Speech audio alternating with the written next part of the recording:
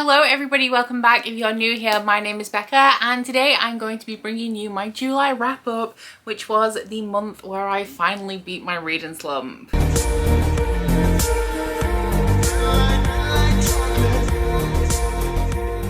So as you guys know, if you've been following my channel for any amount of time, the last few months have not been great for me in a multitude of ways really, but one thing that's really been suffering is my reading, and I have had some of the worst reading months that I have ever had on my entire 4 years on BookTube over these last few months. But in July I turned it all around thanks to a vlog that I have just recently posted where I swapped my working hours in the day for reading hours to just see how much I could read if I dedicated that amount of time to reading. So half of the books in this wrap up I read because I managed to find time to make that vlog, and what it's resulted in is actually my second best reading month of the year, with my best being January. So it's been a rough ride from January up until this point, but in the month of July I read 9 books, which added up to a total of 4,384 pages, which broke down to an average of 141 pages per day, which is a vast improvement from the last few months where my average has been under 100 pages,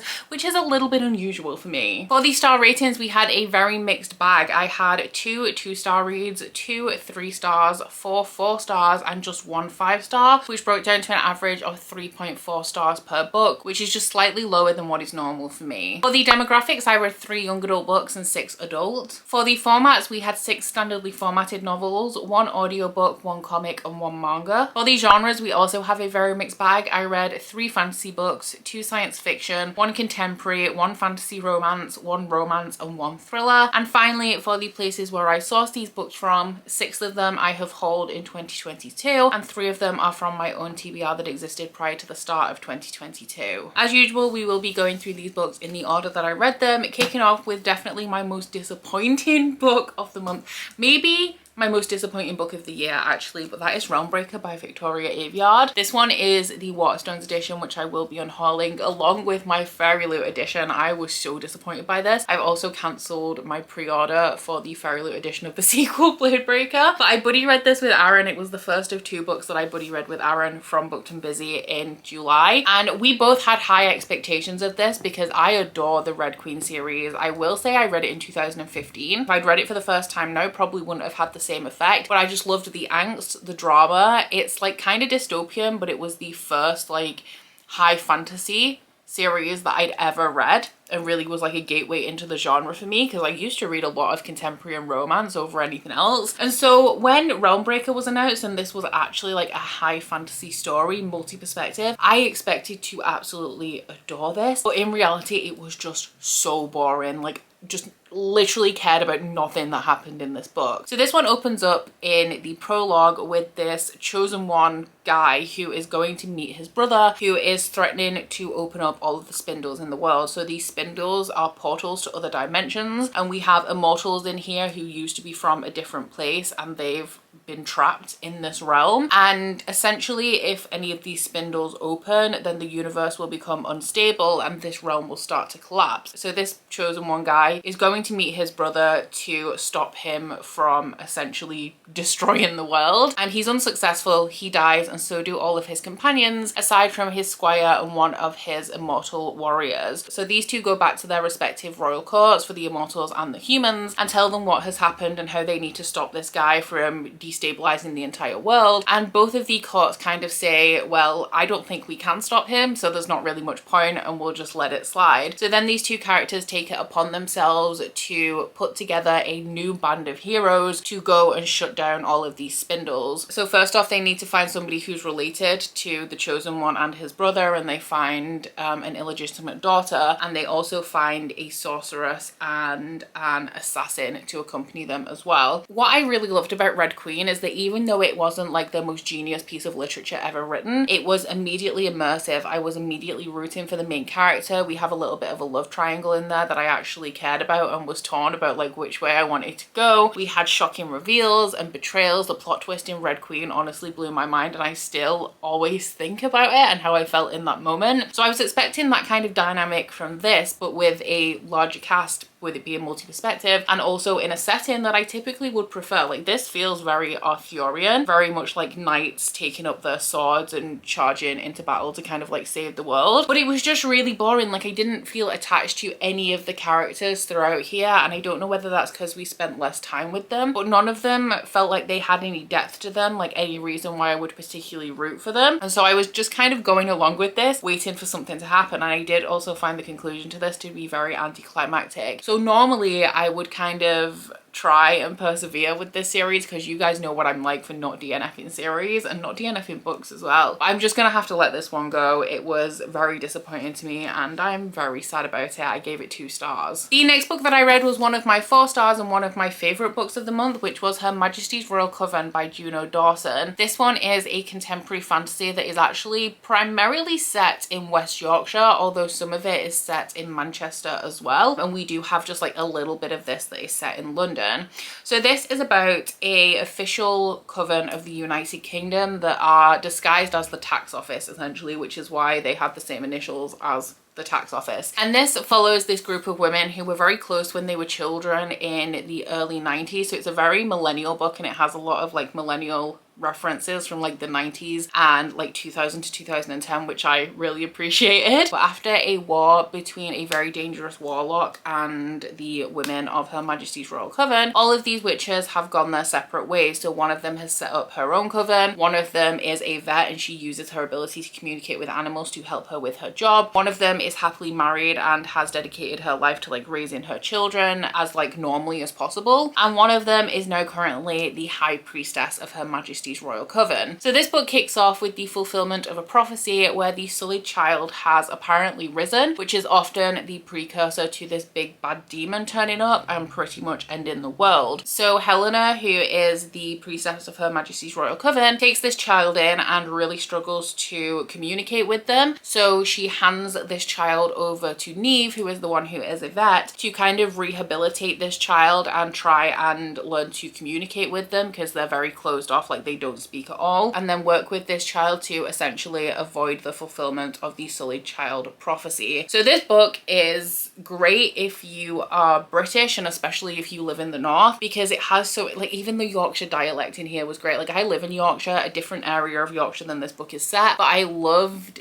the like Yorkshire dialect being present in here and just how true it felt to the setting of Howden Bridge, which is somewhere that I've been before. I also really loved that the head of the coven is in Manchester, because Manchester is right by where I grew up. It is my favorite city in the UK, and for all of like the millennial references and the northern British like representation in here, I absolutely adored it. This book is essentially a big fuck you to J.K. Rowling as well. There are trans characters in here, there are plenty of queer characters, and we also have a lot of discussion of gender, transphobia, homophobia, and all of that stuff that forms the backbone of this. So this story really does feel like, in a lot of ways, a discussion on the way like trans people and queer people are viewed, with this like fantastical plot and setting going on as well. The only reason that I didn't give this 5 stars is because the ending and the action scenes just kind of didn't really hold my interest as much. I didn't have that buzzy 5-star feeling, but this was a very, very enjoyable book, a very high 4-star rating for me, and I'm really excited to read the sequel. The next book I picked up was one of my most anticipated releases of the year, which was Olympus Volume 2 by Rachel Smith. This one is the Waterstones exclusive edition, which is why it has an alternate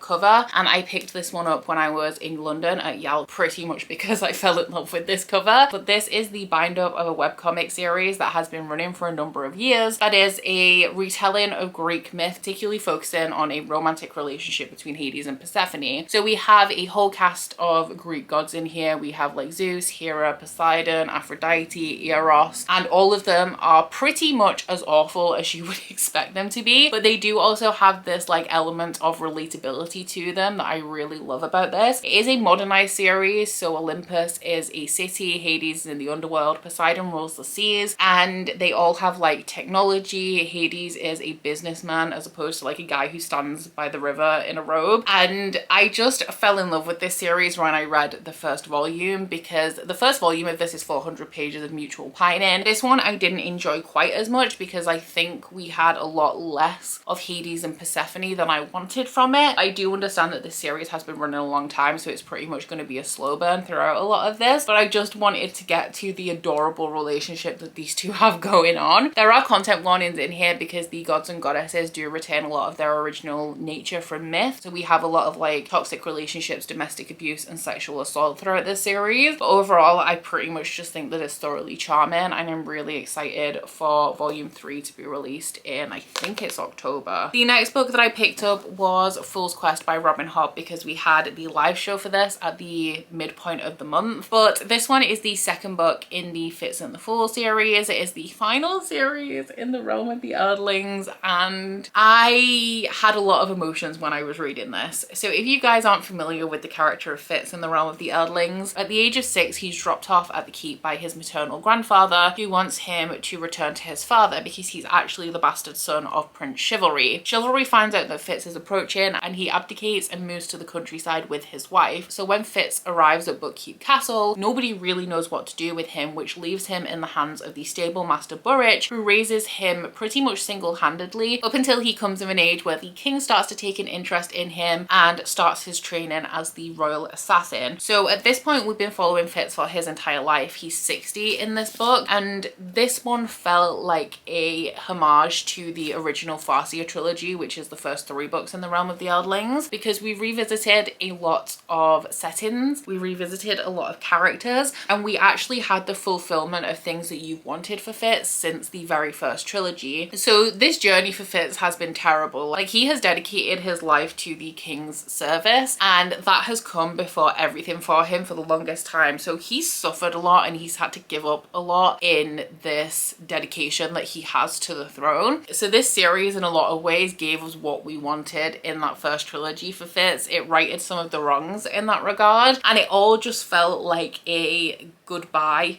to Fitz's story. You know, like when you're watching a TV show and a character has a good day, or there's an episode where like lots of good things happen to a character and you know that that character is going to be dead by the end of the season. It very much felt like that was happening in this, which I mean is expected, because I'm not saying that Fitz is going to die, okay? I don't know. But I'm saying that as we are coming to the end of his journey, it is obviously a distinct possibility, and it just felt like Robin Hobb was starting to bring this series to an end with this book and close off all these threads, like pull on the nostalgia that you have for this series by taking you back to the beginning, like reminding you where Fitz used to be, and then closing off all of these kind of traumatic threads that Fitz had going on throughout his journey in all of these books. So it was definitely an emotional one in that regard. And something that I really enjoyed about this is that the realm of the Earthlings as a whole kind of has 2 settings, and it also has the first person Fitz books and also the multi-perspective books that take place in a different part of the world. And while both of these series kind of play into each other and you see the knock-on effects of one in the other, they haven't felt like there's a cohesive plot throughout the entirety of the universe up until this point. And it's amazing that Robin Hobb has kind of pulled threads into this book that made me kind of see the bigger picture and see the bigger plan for this series, which I'm really excited to explore in the final book in this series. I'm going to be reading it at the beginning of September. I am obviously terrified. I don't want to read it because it's going to be the end of an era. We've been reading this series as Catch-Up Book Club since early 2020. It's been a long time and we're finally coming to the end. So overall, I did end up giving this one 5 stars. It was a low 5 stars because I felt like the pacing was very meandering in here, but definitely as somebody who's read all of the books in this series, I really appreciated how while this was slow and not a lot was really happening, we were revisiting all of these elements that we remember from the first trilogy, like seeing where they are now 50 years later, and also the way that like everything's coming together. So it's like a 4.5 to a 5 star. And this one was also a gift from the lovely Ashleg, so thank you so much to Ashleg for that. I then finished off a manga that I started right at the beginning of the month, which was Azure Manga Dayo by Kiyuhiko Azuma. This one was my Patreon pick for May, so I was a little bit bit late with this one. It was Anna's pick and it was also gifted to me by Anna, so thank you so much to Anna for that. This one is a contemporary slice of life manga series. This is the omnibus, so it is the entire thing, and it is just a YA contemporary story about this group of girls who have very different personalities, but they're all in the same class at school, and despite the fact that you wouldn't expect them to be friends, they all form this very like close-knit friendship group. I give this one 3 stars, so it's definitely not my favorite manga. I did appreciate the humor and it gave me some of those like warm fuzzy feelings that I do get from contemporary manga and is the reason why I read contemporary manga. But I just really didn't like the format of this one because it was originally published in a magazine and it is full of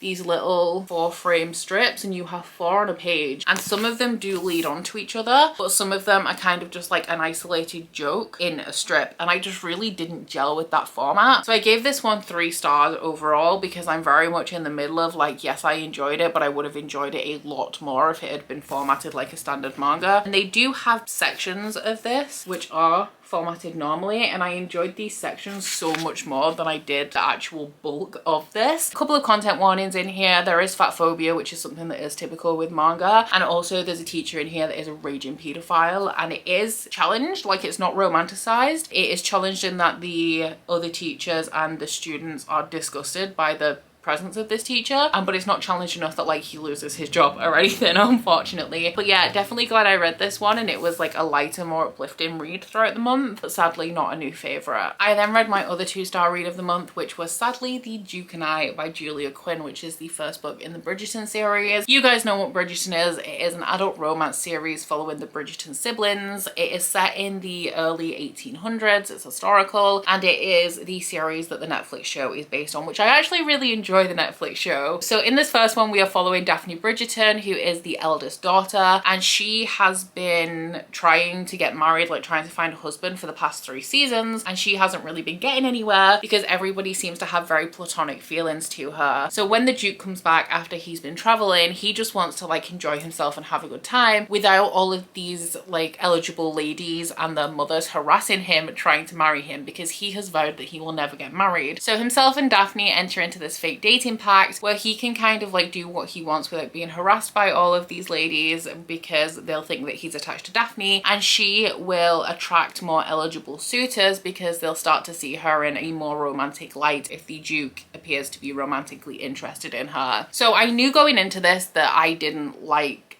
Daphne's actions throughout the latter half of this book, and that definitely still remains to be true. Essentially, she enters into this thing with the Duke knowing a lot of things in advance, and she never really lets go of that. Like, she knows that she can't have something she wants, but she never lets go of the fact that she wants it, to the point where like she doesn't respect any of his decisions and kind of just wants to force him to her will, and she just can't get on board with his reasoning. Even when she knows what his reasoning is, she's like, well, that's stupid. It's stupid that you feel that way. You should do what I want, because I don't see the point in you not wanting to have the same things that I want. I also just really don't like historical stories, and that was kind of reinforced by this. There's just things that just don't gel with me and I just can't really get on board with. Like, there's a removing of a glove being erotic. I understand obviously why in the 1800s that was erotic, but for me in 2022, I'm just not getting the same feelings as these characters are feeling when that glove is being removed, because it's just not a kind of perspective that I can relate to in that way. And also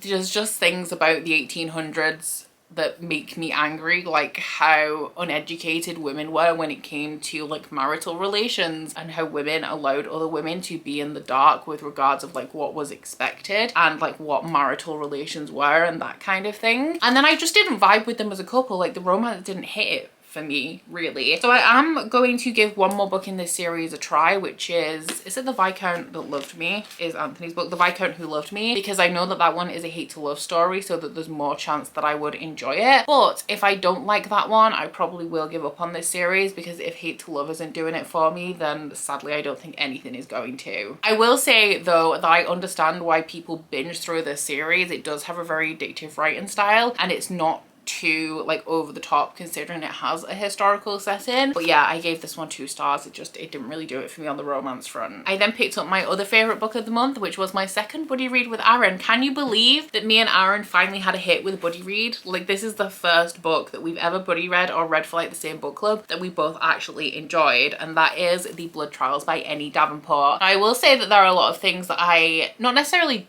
didn't like about this, but there's definitely a lot of areas that I recognized where this book could have been better and would have been an amazing book. But overall, I gave it 4 stars. I really enjoyed it. So this one has been recommended to me like specifically by multiple people because of how similar it is to Red Rising, and I can absolutely confirm that it does have a lot of Red Rising elements in here. But in this one, we are following Ikenna, who lives in a misogynistic and racist society where her grandfather is actually quite high up in the government because of his service during a war. However, because he is black, people don't believe that he actually deserves the position that he has, and so there are a lot of people who are against him and also against Ikenna. Now, there is a lot of racism in this world to the point where our main character nearly gets murdered several times throughout this book just because of the colour of her skin and people thinking that her grandfather shouldn't have had the job that he had. But the catalyst for this story is that Ikenna's grandfather is murdered and she has been training to become this prestigious warrior called a Praetorian. However, she has decided that she's going to take a year out to deal with the grief of her father's death. That is up until the point where her grandfather's best friend and closest advisor comes to her and says that he suspects that her grandfather was actually murdered, even though it was seemingly a heart attack. So Ikenna then decides that she is going to continue with her Praetorian training to get closer to the people who are suspected of killing her grandfather so that she can kill them herself. So this book is very fast paced. I think at chapter 2, we know that Ikenna's grandfather was supposedly murdered, and by chapter 3, she's already starting off the gladiatorial war games, which is what you have to pass to become a Praetorian. We see every single trial that Ikenna participates in throughout these gladiatorial war games, and it very much like skips straight to the relevant parts, and then when all of that bit is over, it kind of like jumps to the close of the trial, so you're only really getting the main points, which if you are somebody who loves a fast-paced story, you will probably love this book. Our main character Ikenna is like literally the most impulsive person and jumps to so many conclusions. I think she has like 1 brain cell because her grandfather's closest advisor mentions that there's a guy who's the top suspect for murdering her grandfather, which they don't have any proof he actually did it.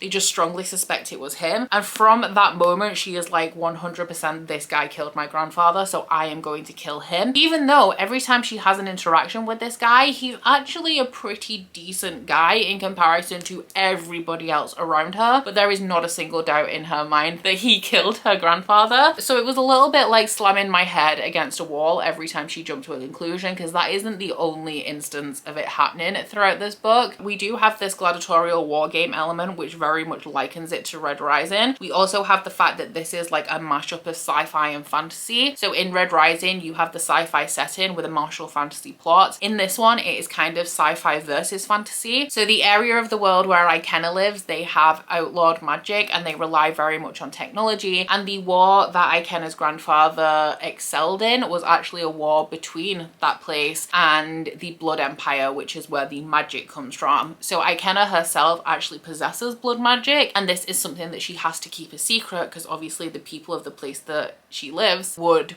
pretty much execute her if they found out that she had this magic. So Ikenna is currently training to be a Praetorian, and she's using all of like the technology and the medicine and everything to advance in that side of things, and at the same time she also has the magic within her blood that is growing stronger as she's coming of age and like coming into maturity. So this had a lot of elements that I liked. I loved the setting, really enjoyed the writing. There's also a little bit of an enemies to lovers situation that's being set up throughout here, which obviously you guys know I'm gonna get behind. I also really enjoyed the plot of this in terms of like the gladiatorial games, and I really liked the way that it was done and the way that it was the focus for a lot of this story. However, for me, I just think it is a little bit too fast-paced, especially when we consider the fact that it has all of this drama and betrayal, which truly just didn't really hit for me because of the pacing of this. Like, I didn't give a shit about any of the characters in any kind of meaningful way. So when they were betraying each other, I didn't care because I didn't feel it. Like, I didn't feel main character's loss when people were betraying her that she'd previously trusted. I also think that this series, which is going to be a duology, should have been a trilogy, and this series could have ended after the gladiatorial war games, which wrap up about 2/3 into the book, and then it kind of like sets up this whole other thing and brings it to a close to send the characters in a certain direction for book 2. I really do think that the first 2/3 of this could have been fleshed out and made one full book. The second book could have been the final third of this, once again fleshed out so that all of those plot twists really hit, and then the third book could have been whatever the second book is going to be. So yeah, lots of pluses in here. I really enjoyed it. It was a really good time, but there are lots of areas where I feel like this book was so close to being like one of my favorite things ever, and it was just lacking a couple of things that made me absolutely adore it. And this one was also a gift from Tasmin, so thank you very much to Tasmin for that. I then finally wrapped up the Aurora cycle with Aurora's End by J. Kristoff and Amy Kaufman. I actually listened to the audio of this, and I have recently made an audiobook recommendation video that does include this, because this is a multi-perspective book with a full cast audio, and it also does have sound effects and things like that as well, which is so appreciated, especially as somebody who struggles with audiobooks and just sometimes just cannot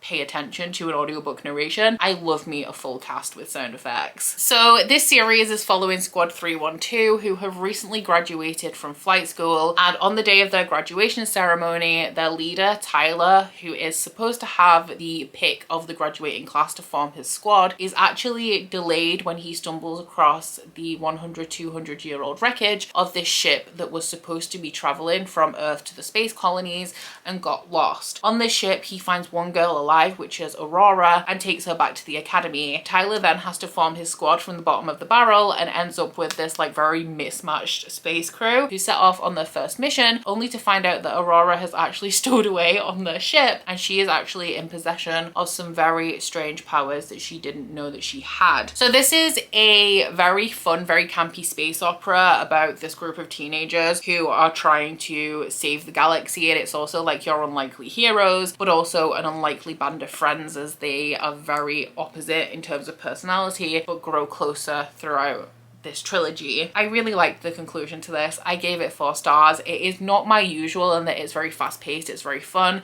I normally like my books to be like very detailed, very in-depth and very serious, but even though they're very cheesy and a little bit on the nose in a lot of places, I just really like J. Kristoff and Amy Kaufman's characters. Now I will say that if you've read the Illuminate files, then the characters in this series are pretty much carbon copies of the ones in Illuminate, but I just think they're fun. I think they're a good time. I think in terms of the audiobook, it's a really good experience. I did tear up a little bit at the end, which I didn't think I was going to, but I think something else that J. Kristoff and Amy Kaufman are quite good at is delivering like decent emotional impact. Even though it feels cheesy, it feels like the plot twist in a movie that you're expecting. Like, you know, coming to the end of an action movie, there's going to be a point where they're going to try and make you cry, and it's so obvious that you know it's coming, but sometimes it still hits you, and that's what these feel like. They do also feel very cinematic, like I can very much picture what's going on, and we just have this really fun campy cast of characters. The only thing that I didn't really like about this was Aurora's chapters, which sucks because she's like the chosen one of this series really, and I just felt like her perspective in this was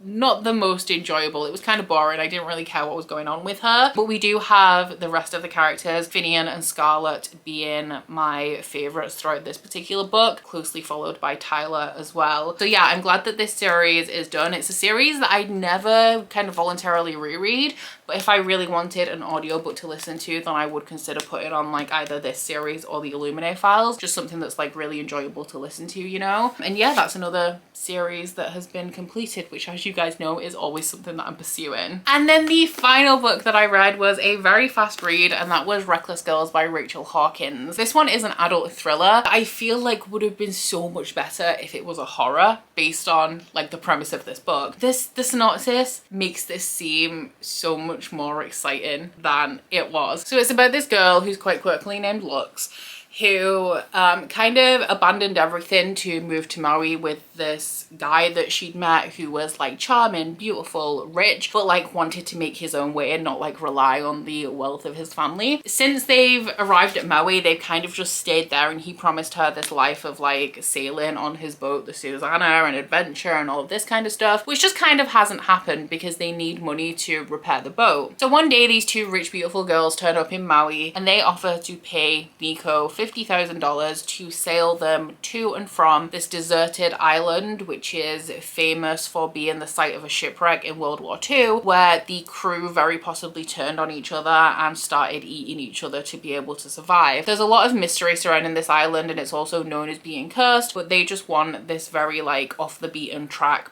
tourist experience. So they all sail out there, and they're actually very surprised to find out that two people have already docked on the island. So the two groups converge on this island for the time that they're there, and all is well and good until somebody turns up dead, which starts off like a kind of landslide of events. So I think this would have been great if this was a horror where they'd gone to this island, like converged, started having parties as they do, and then one by one they started going missing in a very ominous way. Like this could have been a very creepy atmospheric novel, but this was kind of more of just like your very standard mystery thriller, and I did feel like not a lot happened throughout the beginning of this. We were just in the main character's head as she's like worried about her boyfriend and what's he doing and are they right together and will they actually live this life of adventure that was promised, and all very much like drama like that between all of the people who were on this island. And I just didn't, I just feel like it would have been really good if it was a horror, and it wasn't a horror. Essentially I gave it 3 stars because when I read thrillers, I'm here for the vibes. Pretty much. I want a good time. I want something that's fast paced. I want to just keep turning those pages, and this definitely provided that. I eventually got to the point where like I guessed the plot twist and how everything was going to come together. Not a lot really happened throughout this. I was kind of waiting for the atmosphere to ramp up and for things to kick off, and it just was a lot slower and more uneventful than that. So yeah, it was a good time while I was reading it, but it's definitely not the best thriller I ever read, and I got what I wanted from this, which was like a good, quick, fast-paced read, but it's definitely not a standout in any way, shape or form. So there you have it. Those are the 9 books that I read in July. A very good reading month for me,